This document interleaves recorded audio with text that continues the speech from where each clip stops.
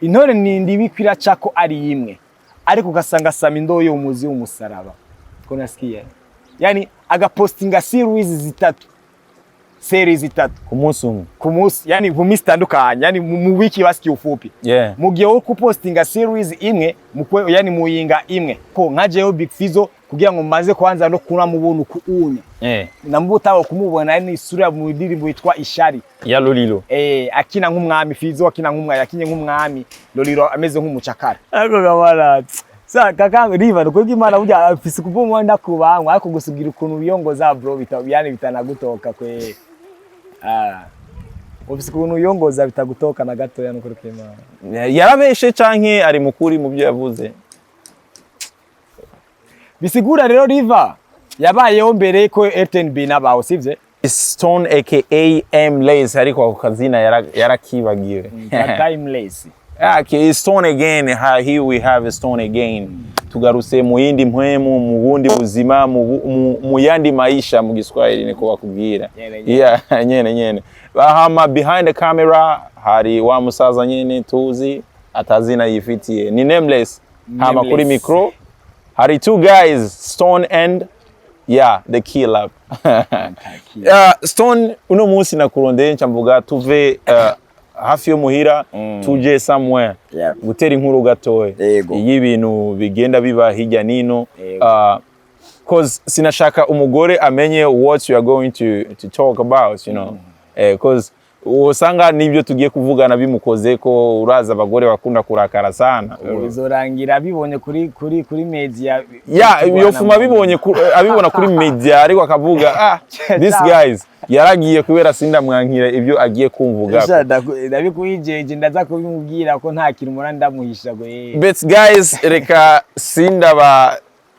sinda bapanikishe mu mitwe ntitugiye kuvuga about CC no we are going to talk about life you know simple life that's people we are living in okay Stony narifise utubazo tubiri canke dutatu nito dwatumye ndakurondera ndabe yuko dushobora kuronka ibisubizo but this topic novuga this time around tugiye kuvugana na wewe ariko indi miss nzomurondera umugore wawe tuvugane hama abantu bazoshe batanga comments about this topic we're going to talk okay ikibazo ca mbere ni kibazo kijanye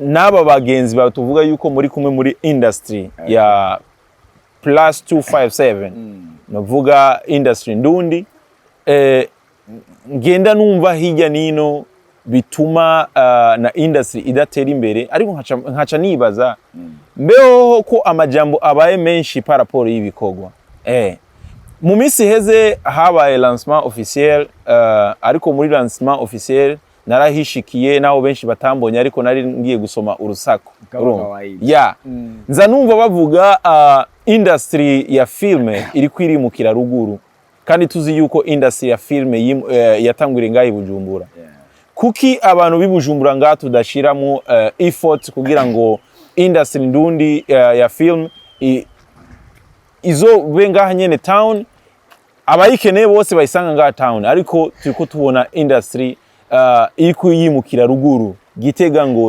Ngozi Makamba ikacishikirwa mbehoho abatoto town twege tubyifatamo gute ko film yatanguriye ngaha umuziki utangurira ngaha wewe nkawe Stony ubifata kwiki yeah my god none yani yo boro avuga ati yuko filme yazadu yani ngo ziko zigenda zidoga ruguru izo lancement bayikoreye ruguru no lancement yabereye ino kuri Hotel de la Ville none kuba umuntu yajava vadenga Joaquim yajava Ngozi badani wakava Ngozi sinzi barave sinzi bande ngo baje bavariya mu ntara zitandukanye nyene bagakora ikingizi ni akugira avuga ati ngo matingizo filme ngo ziko ziduga ruguru bazitanguriyeyo aho niho hari kibazo niyo mpamvu uno munsi wavuze reka tumwegere Stony umwe novuga mu bakinyi ba filme nawe nyene novuga ko naho atari birimo cyane ariko hariyo bimwe abizimo uko nari kumvuga na murondere aberi cyangwa narondere abantu batatu bari muri yo industry ya film, bari muri yo industry ya film ndundi, yani bumva yuko filme yani bariko bayidugana ruguru ninde nande, ariko namajambo yavuzwe urazi iryavuzwe keshi rirata yirivuba ryavuzwe n'abantu ni bandera abo bantu urumva ntitwaje kuba expose imbere ya kamera, ariko wowe nkawe urashobora kuvuga urumva kugira ngo bayivuge uko kuntu none tungere Mr Sami urumva ngaho ntaguciriyemo igituma byavuzwe ibyo byavanye na filme ibibero by'umwigeme sinzi niba ari ibibero by'umwigeme yasohowe na Kadoravel bariko barayikorera lancement officiel. Hama hageze yaho bamufelicita bamwe bavuga congratulations, filme yahuriye mu byamamare byose biva Ingozi, ariko Kadoravel tukaba tuzi yuko ava Imwaro urumva, ariko numvise bamushira muri kategori y'abava muri Ingozi urumva. Rero nkawe tumaze kumva ayo majambo niyo mpamvu navuze reka kwanza namwegere Stone numvize maybe yoba afise idea kuri ibyo arashobora kuba yarabyumvise ahandi nkuko je nabyumvise, ariko naje urumva nace mbashoke ndavuga tugiri kuri ibyo bibero by'umubyeyi niba ari ibibero by'umuvyeyi kama ni ibibero by'umwigeme I don't know. Reka tugane kwa yani kuri film yanuze ya Mimi Mireille. Ajya film ya Mimi Mireille yakoze mbega yayise gote gabasha umurundi kazi ajya film ikibazo cy'abantu rero ni kubera ko kenshi bafatira ku bantu baba bariko barabona kuri rya filme bavuga ati ngo ujya ni Kado ujya ninde ure ni nani nyene bakabishiga ko nibashake guhagarara exactly mbega iyo filme ugira ngo igire production yakorezwe n'abantu umwanditsi iyo filme ninde aho hari kiba tukene kumenya kama hivi trabe Mr Sami ni mwandishi bora tena ni acteur mzuri. Tena hakuna hata mtu mwenye anatumika sinema kama zene Mr Sami anatumika kama mwaka. Unasikia? Ego. Sinzi wenda nimba bino bintu banendaka mu bibe bora ma festival na binindo birabadanganyaka kumbe ko yani yuko umuntu abasanzwe arenze bya. Bro, pako batu bengi benye bakuma industry benye baba yani barakora ibikorwa byinshi. Serine twa Imanga unejo. Imanga ya kwa Beri ndo Imanga ya Beri ndo wayo ndayo East African Love pako semine twa East African Love yani ya Beri yanakoreye mu Rwanda ya ntiyahitinze ariko narayibonye gusa ariko ntiyahitinze nkuko filme za Sami ko kari full movie niyo mpamvu kiko gitahitinze kandi kenshi bano baji bafatira ko filme iba yahitinze bishanga byani bashingiye kuri views niko guhitinga kwa filme kwabo unasikia irya East African Love yani yaratwikiyemo tukienda kurudia mwandishi Yoboro yani yavukiye mu Gisagara director Yoboro yavukiye mu Gisagara bisigura rero yuko nimba baravuze yuko filme ndundi iriko irimukira Ingozi ariko ababakorera izo filme abanyagisagara n'ababandikira n'abanyagisagara ariko byavuzwe yuko ijya filme ya Kadoravel yanditse Kadoravel ariko wamufashije kuyitunganya neza yari Amede na Amede navuka ngaha mu Gisagara jereka ndababwira ikintu kimwe sibona apana ari ukuntu usanga umuntu ashobora gufata kubaho umuntu cyane bikarangira ibintu yani umuntu atangiye gufatwa nk'Imana. Kadoravel angirikwa kana bana isine yani yo filme yakabara yakoze yo BMT ntigire yani nimuji nyuma unaona kandi kinacho konisha kitu anta reka ndakora ikintu kimwe urabona izo bwo bakubera kwa shango filme sinzi ngo ziko zimukira mu yani ari ngo ruguru canke ibiki ariko niho zavukiye ni kama gisi mie hivi niliza yani jana navukiye ngaha mu Gisagara maze kuvukira ngaha mu Gisagara ngiye ngaca genda ruguru umva ari aboro nzoba ndahimukiye yani banasema nini yani lakini yani ahantu hanyaho nyene gite yani natanguriye kuba mu kuvuka ni ngaha mu Gisagara so kuko bavuga ati ngo filme ngo sizingo ko bazidugana ruguru ibiki sasa wowe ko muzidugana ruguru koma kino Gisagara cyarakwakiriye kigufata neza kigukura kuba yani wari umubono mbere uyu musigozi kwa yani kwisiga no gutambuka nyine nk'umunyagisagara amampisi cutaka yani utangwa kuvuga ati ngo filme ko mwidugana ruguru izo lancement officiel muzikorera mu Gisagara abantu bose bagira nyine byo bose mu Gisagara kandi abantu bapromotinga izo filme bose benshi pe n'abanyagisagara. Tukiyangana yani la majorité y'abantu bose bari muri zino TV online tukianzia kwako wowe umunyagisagara bajya bari malobe bose n'abanyagisagara koresha umwana n'umunyagisagara. Iyo filme iri imbere bibereye ibibiro by'inuze kugira ngo yani isohoke canke ikore iyo promotion, abayikoreye promotion ni bande n'abanyagisagara. None wowe dugana filme buruguru gute wowe wayikinye gusa? Bisigura mu ijambo rimwe barihenze kuri iryo jambo bavuga. Bare kuri abasaka ibo bari by'amatiku men. Icingenzi gusa ko twese tuba turabarundi.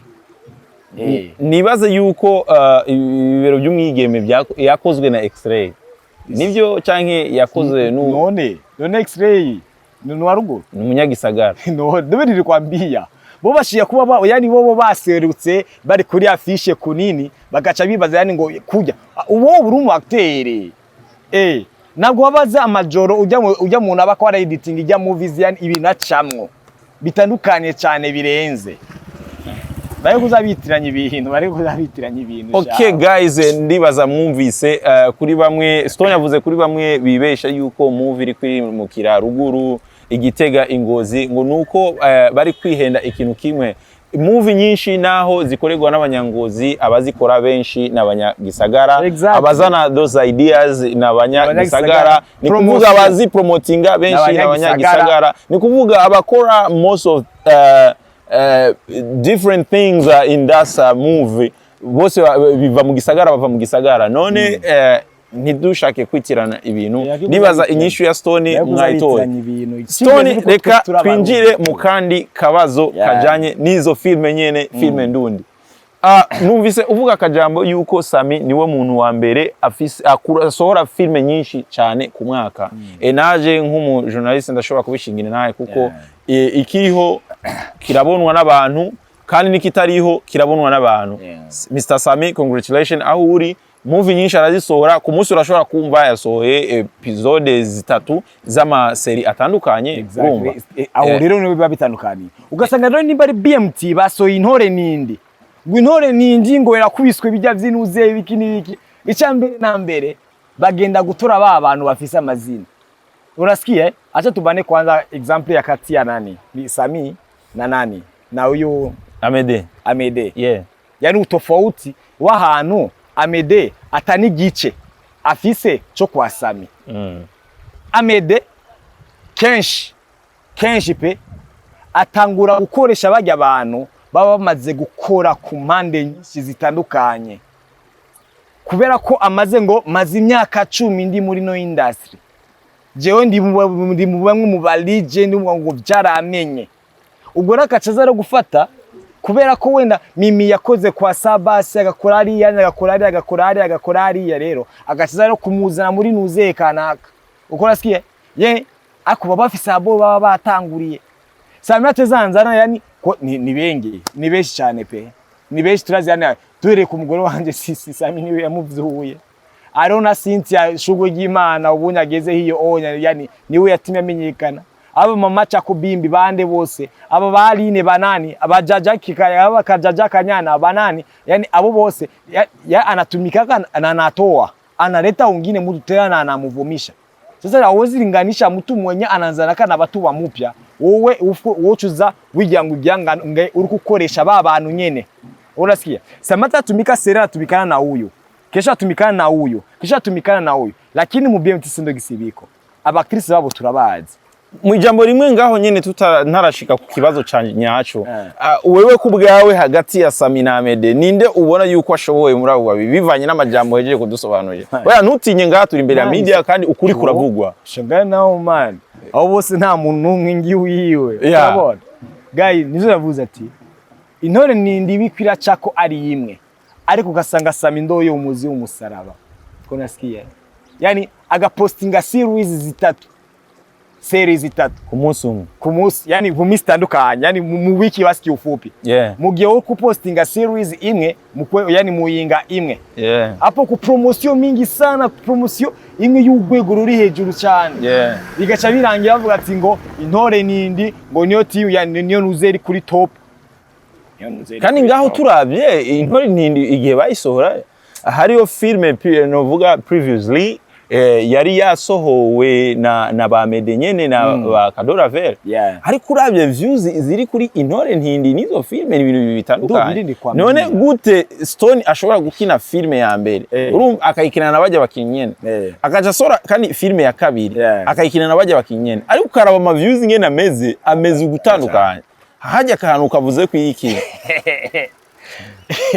sanga Mede senga cyane cyangwa harimo aka boosting naho tutaje kuko oya sinubona ko boosting ishobora kubirimo ariko ivyo bo byo kuba bumva ati ngo Amede ngo numwanditsi bora sana bito kuba nabiacha yani okay ni viza gukrasa umuntu ukungene wo umuzi ariko apana guca ushira kwa kadomo ngo niwe mwanditsi wa mbere mu Burundi ahari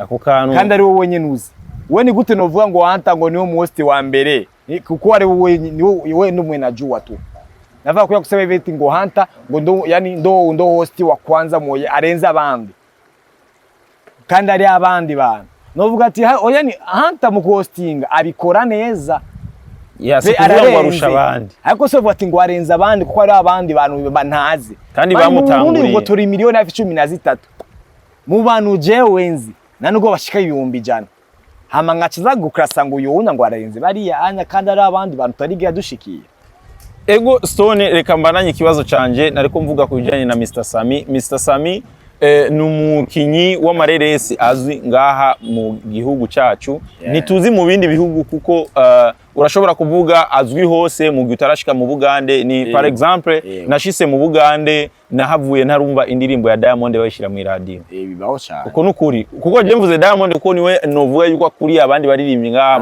muri East Africa nta muririmbyi avugwa cyane nka Diamond ngaha muri East Africa ariko naratangaye namaze ukwezi kose mu Bugande ntarumva indirimbo ya Diamond mu radio kujya uca ngaho kumva ama studio mu radio indirimbo hariya ucumengo ntibamuzi ariko ntibisigura yuko batamuzi nuko rero utaraja mu bindi bihugu n'uvuga ngo nakarazwi hose Sami numukinyi azwi ngaha mu gihugu cyacu Burundi kandi abikora neza benshi baramusuzugura ngo akina nabi agirike ariko we bakubwira jewe ibikorwa nibyo award batanga nivyo bibongoza aha rero ico point nashaka gushikako point ya vyose yatumye ndakurondera ngaha hari ijambo rivugwa mu baririmbyi no mu bakinyi b'amareresi sinzi yuko barivuga barironkeye inyishu canke barivuga kubera bumva yuko abantu bakunda kurivuga bakaca bafatiraho ni ijambo rivuga legendary ni kuvuga twumvise ikintu legend canke izina umuntu bise legend kiba gifise isobanuro niniya cyane tutarinjira gusesangura iryo jambo neza na neza wewe nka Stone ijambo legend uryumvise uryumva mwiki Jeruzi jambo legend directement je chambona kwanza Prince Rwigwa Gasore kunaone yego numvise jambo legend directement yene chambona yene president Mirion Ndadaye yego nene ibintu nk'ivyo ntabwo ari kuramba mu bintu ngo bituma yani gucuba legend oya ahubwo kijya kintu ukora kigahora hiteka nico kintu bituma umuntu aba umunyabigwi none gute wita umunyabigwi gashaho yani hariho n'abantu batanakuzi kandi turi ngaha mu Burundi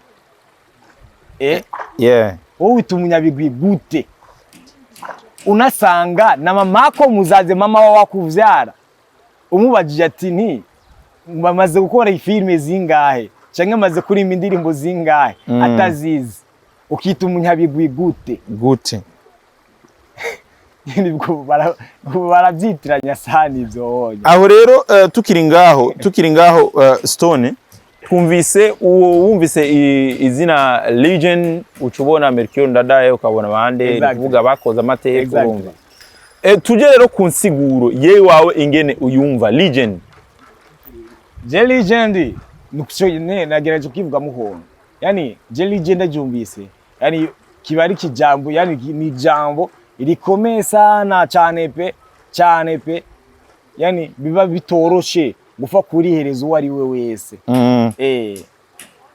kuko niyo mpamvu nabivuze Yeah. Yani kuramba mu bintu sivyo bikugira kubura umunyabigwi. Ahubwo ikintu kiramba ibihe vyose nico kica kiguhindura wowe kuri umunyabigwi ku buryo kijya kintu yani utarani presenta kijya kintu kikabanza kwanza kikagupresenta wewe. Yani aho ubonye nuco uvuga ati ngo urya muntu vraiment n'umu legend. N'umu legend. Ni kuvuga rero mu ncamake wewe ubu legend ni kuvuga n'umuntu yarambye mu kintu. Oya. Yeah. Ahubwo ni kintu carambye. Carambye. Canke n'ubwo umuntu yo batakibaho tu. Nico bita legendary. Yego. Ubivuze rero ku muntu dushaka gusigura ku muntu apana ku kintu ku muntu nk'ubu uvuga Stone ni legend muri filme ni legend muki ibigwi nyabaki nakoze nico dushaka kumva isobanuro ngaha muri nyine umva ni gute kwita umuli nivyo byamenyene ni gute yani uri umunyabigwi nyabaki ibigwi nyabaki wakoze cyangwa reka dufata ati mvuga ati rero nti wowe uwita legend sawa ukora filme cyangwa uririmba umuziki ushaka umaze kubaka iki yani cotuma abandi bantu bari nyuma yawe canke barujya gukora uko ruraza ejo ruzovyungukiramo kubera ko umaze gukora nka uvuga uri muri industry ndone ukabukora nka film cyangwa ukabukora umuziki umaze gufata ugakora yani n'ikintu kinini ya sana ugacamwe ibikoresho byose biba bikino uvuga ati ngahanya abantu bakeneye kuzora baza bakisanga muri bino bintu unabuye ngero Yengero ndamuwe. Ure ni legend. Legend. Ni legend kubiki. Cyo. Ukibaza kuba wose yele legend yani ubuyengero. Ujya no munyabigwi kubera ko ugiye hariya anya. Abafakazi urabuza uvuga ati kano kazi kano ino nzumba ni buyengero ya impara. Bijya bitaro biri haje ni buyengero yavyubatse. Ajya makanisa hariya anya ni buyengero yayubatse.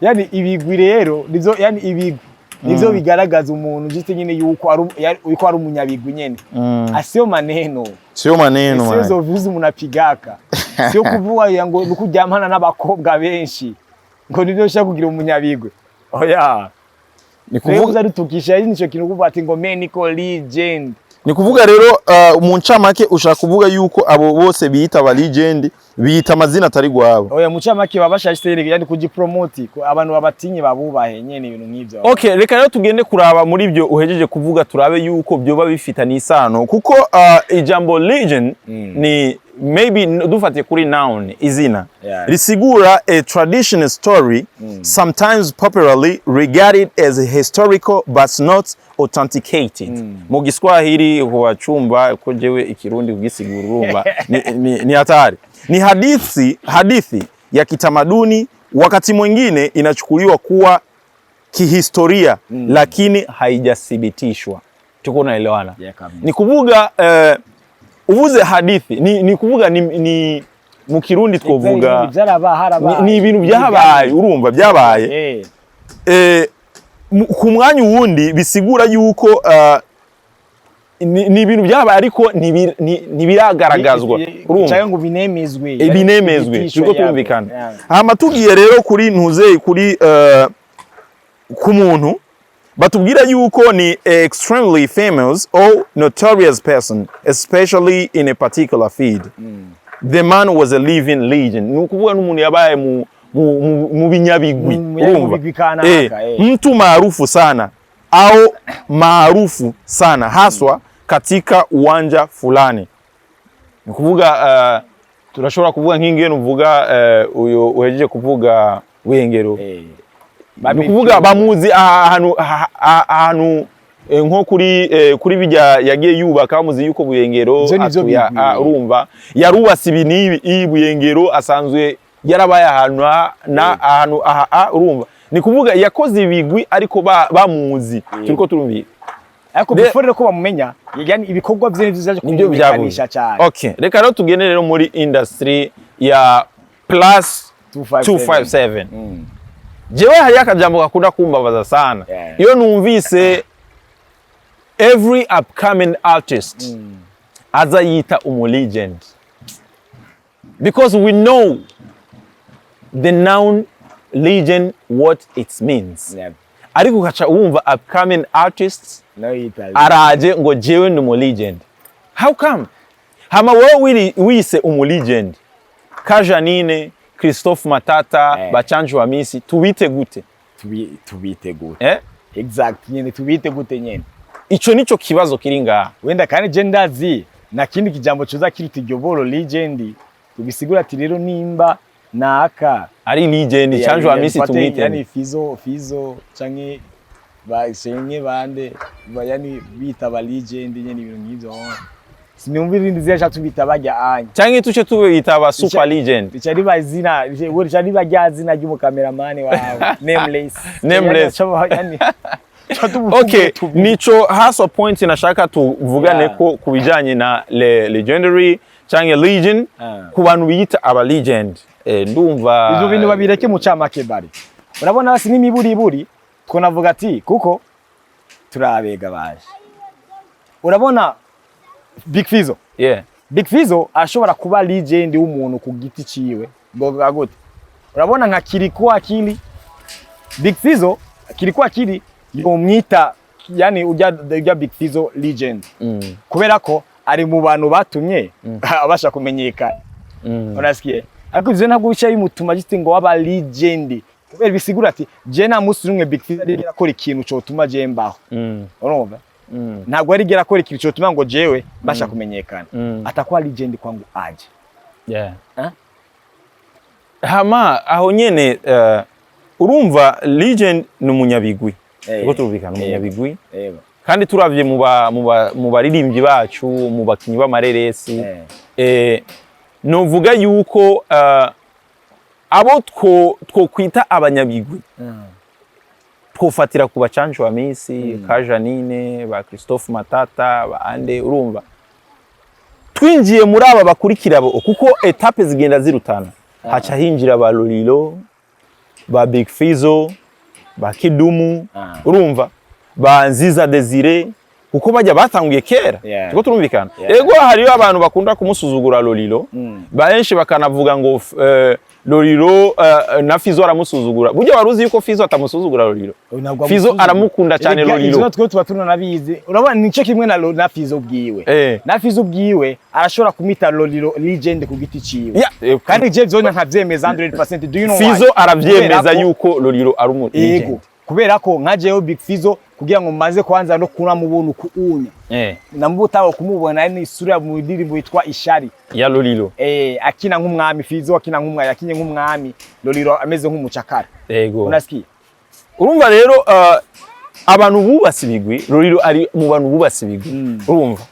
Kuko arafise imitima y'abantu yifatiye kuko aha kuri no mwanya no vuga yuko Lolilo niwe muririmbyi wa mbere mu Burundi kandi nunavyemeza yuko province zose uzi yuko ziri mu Burundi nta nimwe itamuzi Lolilo. Ariko ngaha hariya abaririmbyi bamwe ushobora kuja mu ma province bakakubwira nani uyo. Hariya ka video ka trendize mu misi heze Saturday yamye gukubita show nimba ari Gitega nimba ari Ngozi. Nabonye babaza agatipe karaho baje kugira amahera ngo mbe uyu muramuzi ngo yego turamuzi ngo ninde ngo ni Diamond. Can you imagine? Urumva? Reka rero twinjire in deep ku ijambo legend. Urumva tumaze kwinjira ku ijambo legend ni ikintu kiba gisobanura ibintu byinshi. Jewe ngiye kuraba muri industry ya +257. Basha tureke kubesha. Mu bantu bose yuzi yuko bazwi ngaha muri filme aba upcoming artists niko nobita.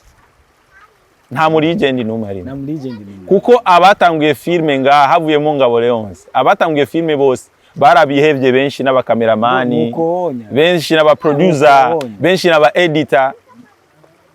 Ariko tureke kwiyita ngo turaba legend. Ndi mbere ya Stone n'umukinyi ntangure kuri we. Agerageze ntazarite muri legend. Abwire n'abagenzi biwe bakina na filime kuko rero tugerageze kuza twita amazina abereye ku kazi ukora. Kora hama bijya bigwi vyawe nibyo bizotuma abantu bakwita legend. Arabizo gutakiriho. Ariko reka kwiyita ngo we yani ngo miye niko legend. Boyo ibyo bintu babire. Ariyo interview sinzi nimba ari nde mukoresheje Riva ndibaza uramuzi. Riva ndamubona. Bamubaza Riva wewe filme wayitanguye ryari na ni bande watanguriye muri filme. Yavuze wewe ko yatanguye gukina filme na ninde itaramenyekana. Kuko tuge tuzi yuko ninde ku myaka ngatene twavuse. Urumva twavuse ninde na mukuru wanje andurusha imyaka 15 yavutse ninde ayumva urumva ku myaka ingahe Riva tukaca twumva avuga yuko yatanguye na ninde itaramenyekana. None wowe nk'ico kintu ukivuga ku iki nka Stone ako gamarati sa kaka Riva nuko Imana burya afise kubumwa ndakubangwa ariko gusugira ukuntu biyongoza bro bitanagutoka kwe ofisi kuntu yongoza bitagutoka na gato nuko Imana yarabeshe canke ari mukuri mu byo yavuze. Bisigura rero Riva yabayeho mbere ko RTNB nabaho sivye ni jambo ryamusohose Riva Riva wabayeho na RTNB taranabaho ucabake Riva yebayeho n'u Burundi butaranabaho ni mama du akamara apara kwa tumenye babakeneye gukora ikintu kugira ngo nyene abantu babashe kubakomanta ko tu kuvuga baba bakeneye views kubera ko nyene zijya commentaire kubera ko mu bantu tunafise babakinyi ba filme Riva ntarimwe ushaka gusigura iki muri ako yani ibyo bineleweka izakina se film inde izakina se film mu bantu dufise mu bantu bakina filme mu Burundi Riva ntabwo arimwe ariko mu bantu bakina filme bazi kwirata yuko ari abakinyi ba filme Riva araza ku namba ya mbere.